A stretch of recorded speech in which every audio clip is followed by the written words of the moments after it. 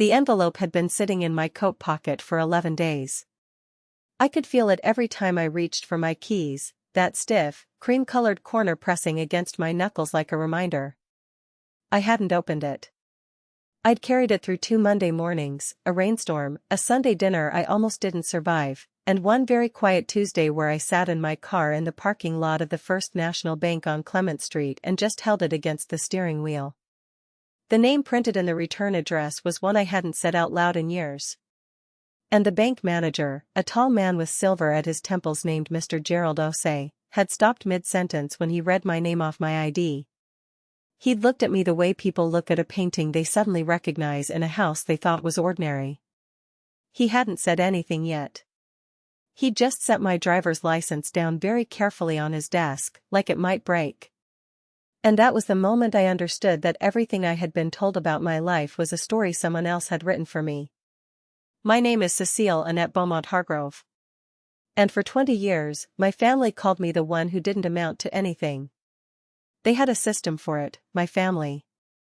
The kind of system that looks like love from the outside, Sunday dinners, birthday calls, a mother who hugged you at the door. But underneath the hugs was a ledger, and everyone in the Beaumont family kept their own private copy. My brother Desmond was the success.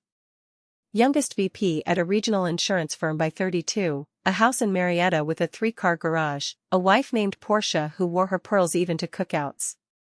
My sister Renee had married into old Atlanta money, the kind that didn't need to announce itself because it had already purchased the silence of every room it entered.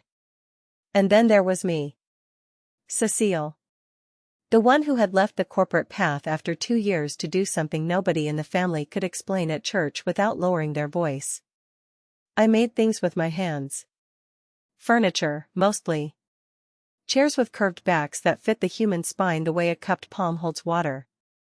Tables from reclaimed oak and black walnut, sanded down so fine you could feel the grain under your fingertip like a whisper.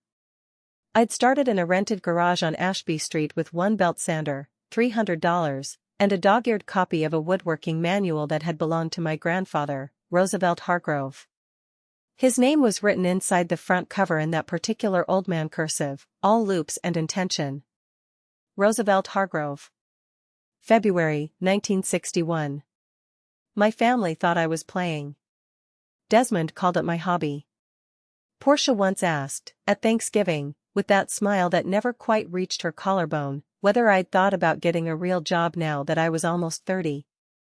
My mother would change the subject whenever anyone asked how my work was going, steering the conversation toward Desmond's promotion or Renee's new garden, because redirecting was my mother's deepest and most exhausted gift. I didn't fight them on it. That's the part people don't understand when I tell this story. I didn't argue. I didn't defend myself at every dinner. I learned very early that when you argue with people who have already decided what you are, you burn your own energy to warm their certainty. So I went quiet. I let them have their version of me. And I went home and I sanded wood and I built beautiful things and I made a life that felt, in the grain of it, like truth. But the quiet has a cost. It accumulates. By the time I was 38, I had been quietly failed by my family so many times that the word failure had started to live inside me like a low-grade fever. I had a business, Hargrove & Company, named for my grandfather, that had grown past the garage, past the rented studio, into a proper workshop on the west side of Atlanta with 2 employees and a waiting list that stretched 4 months. But I still flinched at Desmond's voice on the phone. I still sat at Sunday dinners and felt myself get smaller the moment Mama turned the conversation away from anything I'd done. The money I made was real. The work was real. But the story my family told about me was louder than both, and I had been inside it so long I had started to forget there was another story underneath. Then our grandmother died. Grandma Coretta. She had lived in the same house in Cascade Heights for 51 years, a brick rancher with a magnolia tree in the front yard so old its roots had lifted the front walkway in 3 places. She grew collard greens along the back fence and kept her Bible and her bank books in the same drawer, which I always thought was its own kind of theology. She died on a Thursday morning in October, clean and quiet in her own bed, 2 weeks after her 84th birthday, and the family descended on that brick house like weather. Desmond arrived first, which I noticed. He walked the rooms in that way he had, hands in his pockets, head slightly tilted, the way you walk through a property you're already calculating. Renee brought Portia, which was strange, since Portia was Desmond's wife and not Renee's guest to bring. The two of them moved through Grandma Coretta's kitchen, opening cabinets, touching things, and I watched from the doorway and felt something cold move through me that I couldn't name yet. Grandma's attorney was a man named Harold Fitz, old Atlanta, who had an office on Auburn Avenue with wood-paneled walls and a secretary who had worked for him for 30 years and called everyone either sugar or sir with no middle ground. The reading was scheduled for the following Friday. 5 of us sitting in Harold Fitz's office, my mother, Desmond, Renee, my cousin Marcus who nobody had expected to include, and me. Harold Fitz read slowly. He was the kind of man who understood that the words he was reading had weight, and he gave each one its proper landing.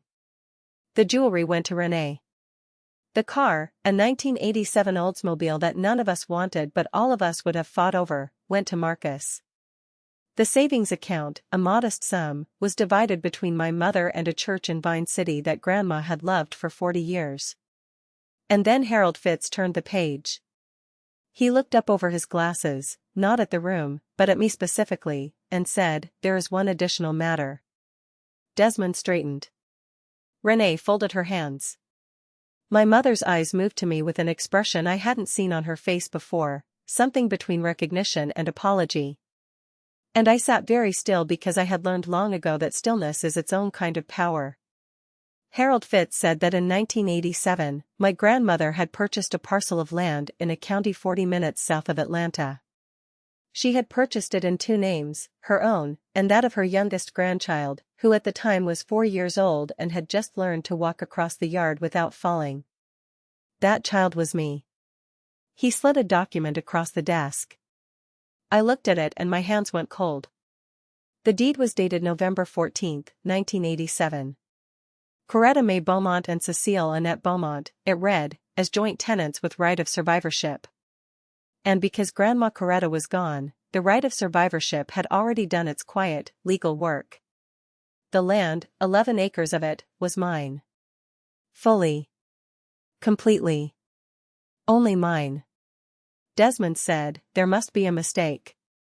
Harold Fitz took off his glasses and set them down with the patience of a man who has watched greed embarrass itself across 30 years of practice. "There is no mistake, Mr. Beaumont." Renee said something about fairness. My mother said nothing.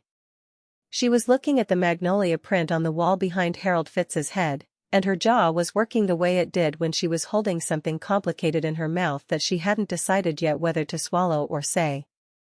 I picked up the deed and held it in both hands. The paper was old, heavy stock, the kind they used before everything went digital. I could feel the slight indent of the typewriter keys in the letters of my name. Cecile Annette Beaumont. 4 years old and already enrolled in something. Already claimed. But here is the thing about land. Land is not the end of a story. Land is a question. The parcel sat in a county I hadn't visited in years, on a road I didn't know the name of. I had a deed and nothing else. My brother had his certainty and his 3-car garage. My sister had her pearls and her fairness speech. And I had 11 acres of Georgia red clay and a grandmother who had, apparently, been keeping the longest secret of my life. I drove south that same afternoon. The GPS took me off the highway onto a 2-lane county road, then onto a gravel track with pine trees on both sides that filtered the October light into something amber and slow. I drove until the track